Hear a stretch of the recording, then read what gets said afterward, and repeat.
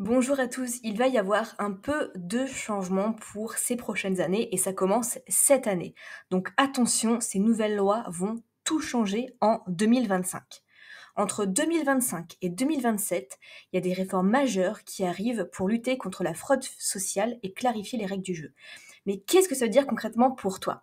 Je vais te résumer dans cette vidéo tout ça de façon super claire, ce qui change pour les livreurs, les nouvelles obligations des plateformes et surtout comment ça peut impacter ton activité. Alors, pourquoi ces réformes? On commence par le constat. Il y a un gros problème de fraude sociale dans le travail des plateformes, parce que 43 des cotisations sociales sont évitées par les micro-entrepreneurs. Et ça représente plus de 813 millions d'euros de chiffre d'affaires non déclaré chaque année. Donc vous voyez en rouge, ici c'est tout ce qui n'est pas déclaré, et en noir ce qui est vraiment déclaré. Donc le gouvernement veut récupérer cet argent pour financer les services publics, comme les hôpitaux ou la retraite, et offrir une meilleure protection sociale aux travailleurs.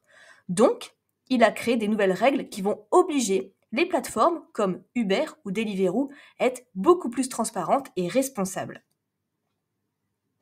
Quelles sont donc les grandes nouveautés? Donc en 2024, l'année dernière, on avait une régularisation sans pénalité. Donc si tu oubliais de déclarer ou tu déclarais mal tes revenus du passé, tu pouvais les corriger via le guichet spécial de l'URSSAF sans payer d'amende. Tu avais un délai pour modifier ça. Par contre, en 2025, ce n'est pas encore en vigueur, ça sera reporté à 2026. En 2026, on aura la déclaration automatique par les plateformes. Donc bien sûr, je ne dis pas que ça sera forcément fait en 2026, mais c'est ce qui est prévu à l'heure actuelle. Donc en 2026, les plateformes, comme Uber Eats, devront déclarer combien tu gagnes directement à l'URSSAF. Donc fini les oublis ou les petites erreurs de déclaration parce que les impôts pourront un petit peu vérifier entre les deux. L'URSSAF pourra vérifier ce que tu as donné et s'il y a une différence. Et en 2027, on a le précompte des cotisations sociales. C'est-à-dire que les plateformes prélèveront directement les cotisations sociales sur ton chiffre d'affaires avant de te payer. Par exemple, si tu gagnes 1000 euros, Uber te versera 800 euros après avoir retiré les 22%, on va dire, de ton chiffre d'affaires. Donc 200 euros pour les cotisations. Donc, ça simplifie tout, mais ça veut aussi dire que tu toucheras un montant net directement. Ce ne sera plus à toi de dire combien tu as gagné et en gros de payer ce chiffre-là et d'avoir le net après la déclaration à l'URSSAF. C'est comme si tu étais en fait un salarié et que tu touchais directement non plus le montant brut, mais le montant net. Qu'est-ce que ça change pour toi? Ça fait beaucoup d'infos, mais concrètement, voilà ce que ça peut dire pour toi. Plus de simplicité. Tu n'auras plus besoin de déclarer tes revenus à l'URSSAF toi-même. Tout sera automatisé. Une meilleure protection sociale. Grâce à ces cotisations, tu pourras bénéficier d'indemnités en cas d'arrêt de travail ou de la prime d'activité. Mais attention, tu toucheras directement ton chiffre d'affaires net. Donc, il faudra bien gérer ton budget parce que les cotisations seront déjà déduites. Les sanctions en cas de non-respect, très important. Il y aura aussi donc des sanctions importantes pour ceux qui ne jouent pas le jeu. Si tu refuses de transmettre tes données à la plateforme, tu auras 7 500 euros d'amende. Et si la plateforme elle-même ne respecte pas les règles, c'est 7 500 euros par entrepreneur concerné. Donc ils vont jouer le jeu et il vaut mieux être en règle pour éviter les mauvaises surprises.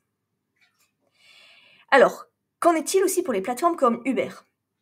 Beaucoup de gens trouvent injuste que ces réformes visent surtout les livreurs et pas les plateformes elles-mêmes. Pourquoi? Parce que des enquêtes comme les Uberfiles ont montré qu'Uber a utilisé des techniques d'optimisation fiscale pour éviter de payer des centaines de millions d'euros d'impôts. Et ces entreprises transfèrent leurs bénéfices dans des paradis fiscaux comme les Bermudes, tandis que toi, en tant que micro-entrepreneur, tu dois payer chaque centime de tes cotisations. Donc forcément, ça fait débat et c'est un point à surveiller dans les prochaines années.